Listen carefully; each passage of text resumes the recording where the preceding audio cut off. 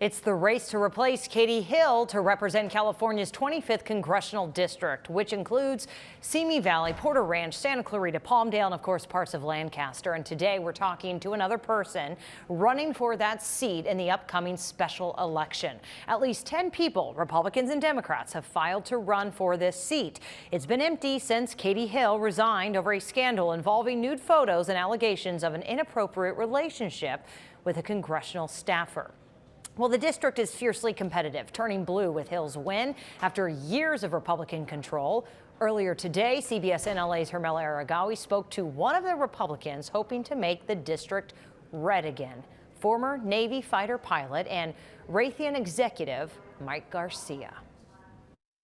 I'm running to ensure that our nation and our district don't fall victim to the socialist and far-left Democrat policies that have devastated so much of our state.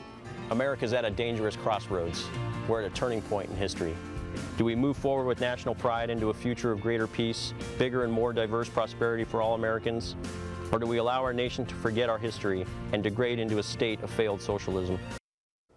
Mike joins me now to discuss his run. Thank you so much for joining us. Thank you, Hermela. Thanks for having me. This is a real pleasure. treat. Looking forward to this conversation. Thank you for your service. Oh, that was my pleasure and my honor as well. So yeah. Thank you. So we'll work our way back a little bit to the beginning, but I want to touch on what was in the clip that we played. You used the word socialism twice, and you know that is a packed word. What do you mean by that as far as the failed socialist policies here? Yeah, and I don't think it's hyperbole anymore. I think our state is a good example of where socialism can end up. When you start promising free education, free health care, free benefits to people, and not expect any repercussions on the tax side or cost of living side, it is a pipe dream. And frankly, the far left has been making promises in this state for a long time that they haven't been able to deliver on. We're taxed at the highest rates in the nation. Let's unpack that a little bit, because we are taxed at a high rate, and there is a lot of taxes collected for the homeless issue. So what do you think the problem is? The problem is primarily, one, you can't buy yourself out of every problem. It requires leadership. It requires people who know not only how to bring in the revenue, but also how to spend it, how to execute programs, and how to manage those programs. And in California, we see a lack of that sort of oversight. So let's talk about the way that we are spending the money that we're collecting, because I do think that is an issue that interests both Democrats and Republicans. Absolutely.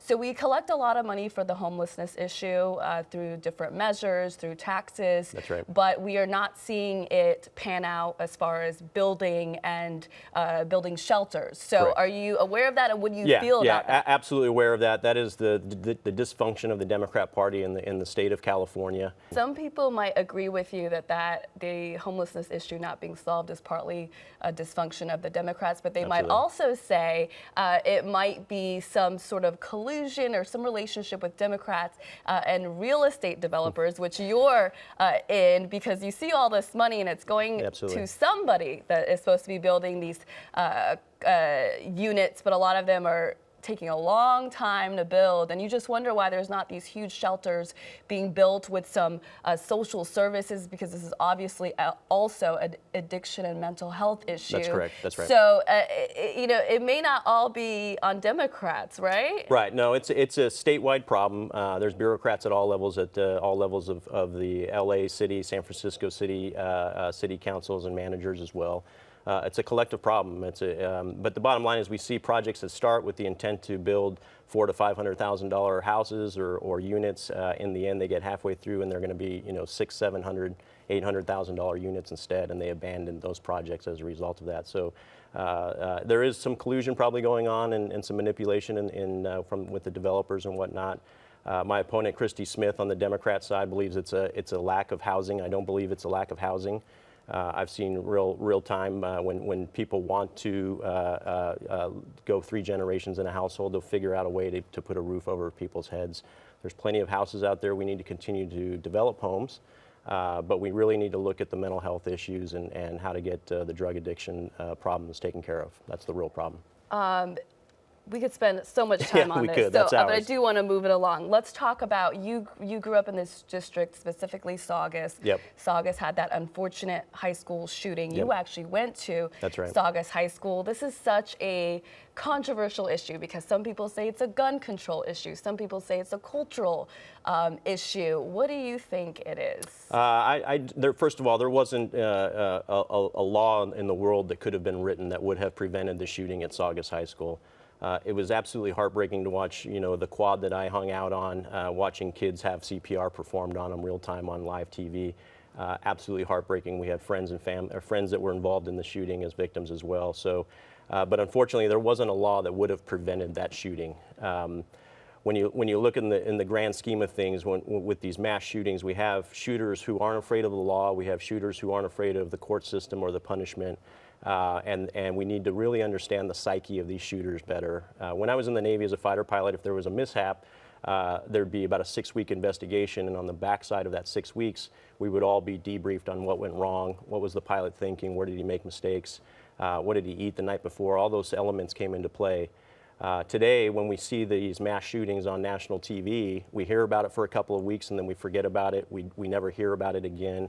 I think at the federal government level, there needs to be an obligation for the government to debrief us all of us as parents, all of us as teachers, on what was going on in that student's life in this case. What were the issues? Would you be more involved in something like that if you had this position? Absolutely. I think this is something that, as a parent, if it's available to us and they can redact it so it's more anonymous and protects the privacy of the families and friends.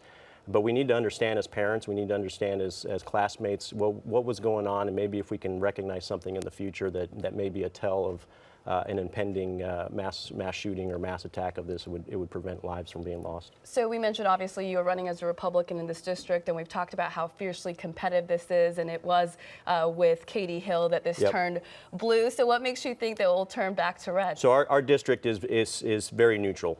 It is a purple district, 1/3 Republican, 1/3 Democrat. The middle 1/3 is a conservative group of folks. I do believe firmly that our district is relatively conservative. And for me, this isn't about Republicans versus Democrats. This is about conservative values. It's about having someone represent you who's qualified. How would you describe conservative values? Because I think we skip over that. Yeah, no, that's a great question. Understands. There's two flavors. For me, it's about a fiscal conservative, but also social conservative values. For instance, I believe in balanced budget. I believe in strong national security.